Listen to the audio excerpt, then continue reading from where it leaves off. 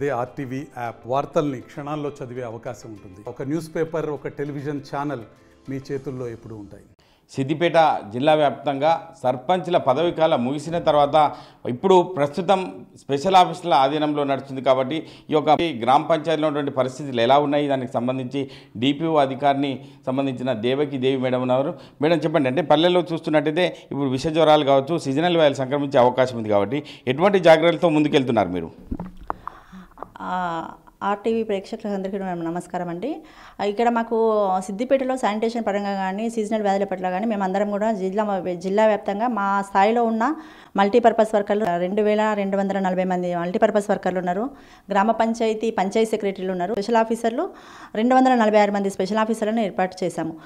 వీళ్ళ ద్వారా మేము అనుక్షణం అంటే ప్రతి గంటకి కానీ తర్వాత మాకు ఎప్పుడు కూడా వాట్సాప్ గ్రూపులు ఏర్పాటు చేసుకొని శానిటేషన్ యాక్టివిటీస్ ఏ విధంగా చేపడుతున్నారు, హౌస్ టు హౌస్ విజిట్ చేసేసి ఒక టీంని ఏర్పాటు చేశాం. గ్రామ పంచాయతీలో ఒక టీంని ఏర్పాటు చేశాము. ఆ టీంలో ఏంటంటే ముఖ్యంగా మన పంచాయతీ కార్యదర్శి ఆధ్వర్యంలో మనం ఏం చేసామంటే అక్కడ ఉన్న అంగన్వాడీ టీచర్లు, ఆశాలు, మల్టీపర్పస్ వర్కర్లు ప్రతి హౌస్ టు హౌస్ విజిట్ చేసేసి సీజనల్ వ్యాధులు ఎందుకు వస్తాయి, దేనివల్ల వస్తాయి, కారణాలు ఏంటి అనేది ఏఎన్ఎం ద్వారా చాలా క్లియర్గా వాళ్ళకి అవగాహన చేపిస్తున్నాము. అదేవిధంగా ఆ ఇంటి పరిసర ప్రాంతాలు కూడా శుభ్రంగా పెట్టుకోవాలని మేము మా మల్టీపర్పస్ వర్కర్ల దగ్గర వేస్ట్గా ఇంటి చుట్టుపక్కల ప్రాంతాలు వేస్ట్గా ఉన్న వాటన్నిటిని కూడా తొలగించేస్తున్నాం. దీంట్లో ప్రజలు కూడా భాగస్వామ్యం. వేస్ట్గా ఉన్న ప్లాస్టిక్ వేస్ట్ కావచ్చు, తిని పడేసిన పదార్థాలు కావచ్చు, అవన్నీ కూడా మేము తడి చెత్త పొడి చెత్త రూపంలో కలెక్ట్ చేసుకుంటున్నాము. కాబట్టి ప్రజలందరూ కూడా తన వ్యక్తిగత పరిశుభ్రతతో పాటు పరిసరాల పరిశుభ్రతను పెట్టుకోవాలి. గ్రామ పంచాయతీ నుంచి మేమందరం కూడా ఏం చేస్తున్నామంటే వాళ్ళకు టార్గెట్ ఇచ్చాము. అంటే డ్రైన్ ఎక్కడ క్లాట్ అయిపోయింది అంటే ఇప్పుడు వర్షాలకి డ్రైన్స్ అంతా కూడా డ్రైన్ అవుట్ అయిపోయింది. ఎక్కడైతే మనకు లాగ్ అవుతాయో ఆ లాగ్ అయిన ఏరియాలను మేము స్పెషల్గా ఫోకస్ చేసుకొని ఆ లాగ్ అయిన ఏరియాను క్లియర్ చేసుకుంటూ నీరు సాఫీగా పోయేటట్టు చేసుకుంటున్నాము. మేము జిల్లా వ్యాప్తంగా మా సిబ్బందితోటి మేము అప్రమత్తంగా ఉన్నాము. అంటే మీరు చెప్పినట్టు స్పెషల్ ఆఫీసర్ విషయంలో ఒక స్పెషల్ ఆఫీసర్ 3 గ్రామాలు కూడా యాక్టివేట్ చేసినట్టు తెలుస్తుంది. ఆ విషయంలో వాళ్ళకి ఇబ్బంది అయ్యే అవకాశం ఉందని చెప్పి స్థానికంగా ఉన్నటువంటి ప్రజలు కావచ్చు, గ్రామ పంచాయతీలో ఉన్నటువంటి ఓటర్స్ కావచ్చు చెప్తున్నారు. ఆ విషయంలో ఎటువంటి జాగ్రత్తలతో ముందుకెళ్తున్నారు? ప్రతి గ్రామ పంచాయతీని విధిగా సోమవారము గురువారము విజిట్ చేసేసి అక్కడ ప్రజలకు అందుబాటులో ఉండి స్పెషల్ ఆఫీసర్ అందుబాటులో ఉండి ప్రజల యొక్క సమస్యలు అంటే ప్రొద్దున లేవగానే డ్రింకింగ్ వాటర్ ప్రాపర్గా వాళ్ళకు సప్లై అవుతుందా లేదా, ప్రాపర్గా క్లోరినేషన్ చేస్తున్నారా లేదా అనేది చూసుకోమని చెప్పాము. తర్వాత డ్రైన్ మన సిబ్బంది ఎవరైతే ఉన్నారో ఆ సిబ్బందిని పిలిపించుకొని ఎక్కడైతే వాటర్ లాగుడు ఏరియా కావచ్చు, తర్వాత పిచ్చి మొక్కలు పెరిగిన ప్రాంతాలు కావచ్చు, ఇంకా ఇతర అంటే ఎక్కడైతే ఇన్సానిటరీ వ్యవస్థ ఎక్కడైతే కనబడుతుందో వాటన్నిటిని వెంటనే తొలగించే విధంగా ప్రజలకు అందుబాటులో ఈ 2 డేస్ వారానికి 2 రోజులు అందుబాటులో ఉంటున్నారు. వాళ్ళ విధులతో పాటు ఇది అదనపు డ్యూటీస్ కూడా పర్ఫెక్ట్గా చేస్తున్నారు. వీళ్ళకి ఎందుకంటే వాళ్ళకి అవసరమైన వ్యవస్థ కింది స్థాయిలో ఉన్నది కాబట్టి వాళ్ళు ఎక్కడ ఉన్నా కానీ వాళ్ళు డైరెక్షన్స్ చేస్తున్నారు. కానీ ప్రజలకు అందుబాటులో మాత్రం వారానికి 2 రోజులు ఉంటున్నారండి. అంటే గతంలో పారిశుద్ధ్య కార్మికులకు జీతాలు రావడం అనేది ప్రధానంగా ఆరోపిస్తూ వాళ్ళు ధర్నాలు, రాస్తారోకులు కూడా చేయడం జరిగింది. వారి పరిస్థితి ఎలా ఉంది? అంటే అభివృద్ధిలో వాళ్ళు ఎట్లా ముందుకెళ్తున్నారు? వాళ్ళందరూ కూడా ఇప్పుడు మల్టీపర్పస్ వర్కర్లు వాళ్ళందరూ కూడా సంతోషంగా ఉన్నారండి. వాళ్ళందరికీ కూడా గ్రామ పంచాయతీ నుండి వేతనాలు చెల్లించబడినాయి. ఈ మధ్య కాలంలో ప్రభుత్వం మొత్తం కూడా వాళ్ళకి ఎంత పెండింగ్ ఉందో పెండింగ్ బకాయిలు అన్నీ కూడా చెల్లించింది. సకాలంలో చెల్లించడం వల్ల వాళ్ళు హ్యాపీగా ఉన్నారు. ఇప్పుడు పర్ఫెక్ట్గా పనిచేస్తున్నారు గ్రామాలలో. వాళ్ళకి కావాల్సిన డైరెక్షన్స్ అన్నీ కూడా పంచాయతీ కార్యదర్శి ఇస్తున్నారండి. అంటే ఇప్పుడు ప్రభుత్వ పాఠశాలలో చూసుకున్నట్టు ట్రావెంజర్స్ లేకపోవడం వల్ల చాలా ఇబ్బందులు అవుతున్నాయి. గ్రామ పంచాయతీ నుంచే జీతాలు ఇచ్చి నడిపిస్తున్నట్టు తెలిసింది. ఆ విషయంలో ప్రభుత్వ స్కూళ్ళకు సంబంధించి మీరు ఏం చెప్తారు మేడం?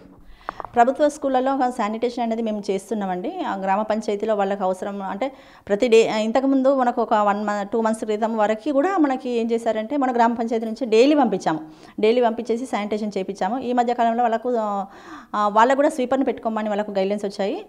ఆ గైడ్లైన్స్ ప్రకారం వాళ్ళు స్వీపర్ని అరేంజ్ చేసుకొని హెచ్ఎం గారు అక్కడ ఉన్న శానిటేషన్ వర్క్ చేయించుకుంటున్నారు, క్లీనింగ్ చేయించుకుంటున్నారు. ఎక్కువ మొత్తంలో ఏదైనా ఉంటే గ్రామ పంచాయతీకి ఇన్ఫర్మేషన్ చేస్తున్నారు. పిచ్చి మొక్కలు పెరిగినాయి అనుకోండి, పిచ్చి మొక్కలు పెరిగేస్తే వెంటనే మేము అక్కడ బ్లేడ్ పెట్టేసేసి అక్కడ క్లియర్ చేయించడం అనేది చేస్తున్నాము. శానిటేషన్కి సంబంధించిన అన్ని యాక్టివిటీస్ అక్కడ ఉన్న ప్రధానోపాధ్యాయులు ఏదైనా గ్రామ పంచాయతీకి ఈ అవసరం ఉంది అని చెప్పగానే వెంటనే మేము ఆ వర్క్ను అటెంప్ట్ చేస్తున్నామండి. అంటే గ్రామ పంచాయతీలో నిధులు రావడం లేదని చెప్పి స్పెషల్ ఆఫీసర్ల మీద బర్డెన్ పడుతుందని ప్రధానంగా ఇప్పుడు అంతర్గతంగా మీకు చెప్పలేకపోతున్నారు, ఒక ఉన్నతాధికారిగా మీకు చెప్పలేకపోతున్నారు. అంటే 15th ఫైనాన్స్ కావచ్చు సంబంధించిన ఫండ్స్ ఏమైనా వస్తున్నాయా మేడం? 15th ఫైనాన్స్ ఈ మధ్య కాలంలో మాకు 7 కోట్లు రిలీజ్ అయినాయండి. మేము రిలీజ్ అయిన ప్రకారం గ్రామ పంచాయతీలకు అందరికీ కూడా నిధులు అందుబాటులో ఉన్నాయి. ఇప్పుడైతే ప్రాబ్లం అయితే నిధుల కొరతనైతే ఏమీ లేదు. ఓకే, అంటే ఎన్నికల నగారం మోగబోతుంది స్థానిక సంస్థలు. ఇప్పటికే స్పెషల్ ఆఫీసర్ ఆధీనంలో నడుస్తుంది కాబట్టి ఎప్పుడు షెడ్యూల్ వచ్చే ఎప్పుడు అవకాశం ఉంది, వారికి సంబంధించి ఎట్లా ఉండబోతుంది ప్రణాళిక? ఇప్పుడు స్టేట్ ఎలక్షన్ కమిషన్ వాళ్ళు షెడ్యూల్ విడుదల చేశారండి. షెడ్యూల్ విడుదల చేసిన దాని ప్రకారం మేము ఓటర్ లిస్ట్ పబ్లిష్ చేయాలా. ఓటర్ లిస్ట్ పబ్లిష్ చేసేసి డ్రాఫ్ట్ పబ్లిష్ చేస్తాం. ఫస్ట్ 6వ తారీఖు నాడు డ్రాఫ్ట్ పబ్లిష్ చేస్తాము. తర్వాత 10వ తారీఖు నాడు మా పొలిటికల్ పార్టీల వారితోటి 9వ తారీఖు నాడు మేము జిల్లా లెవెల్లో పొలిటికల్ పార్టీలతోటి మీటింగ్ పెడతాము. 10వ తారీఖు నాడు మండల స్థాయిలో ఎంపీడీఓలు ఓటర్ లిస్ట్ మీద వాళ్ళకి అవగాహన కల్పిస్తారు. గ్రామ పంచాయతీ ఓటర్ లిస్ట్ ఈ విధంగా ప్రిపేర్ చేసాము, మీకు ఏమైనా ఆబ్జెక్షన్స్ ఉంటే కూడా మీరు ఓటర్ లిస్ట్ చూసుకొని మీరు వెరిఫై చేసుకొని ఏమైనా ఆబ్జెక్షన్స్ ఉంటే కూడా ఫిల్ చేయొచ్చు. దాని తర్వాత మేము ఫైనల్ పబ్లికేషన్ అనేది చేస్తాము. ఇది ఫస్ట్ ప్రక్రియ అనేది స్టార్ట్ అయిందండి.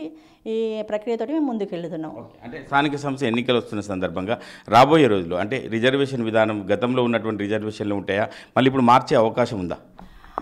ఈ విషయంలో మేము స్టేట్ ఎలక్షన్ కమిషన్ నుంచి వచ్చిన డైరెక్షన్స్ ప్రకారం డిస్ట్రిక్ట్ కలెక్టర్ ఆధ్వర్యంలో మేము ఫర్దర్గా చర్యలు తీసుకుంటామండి. మనకి ఇప్పటివరకు అయితే ఇలాంటి ఇన్ఫర్మేషన్ అయితే రిజర్వేషన్స్ మీద మాకు రాలేదండి.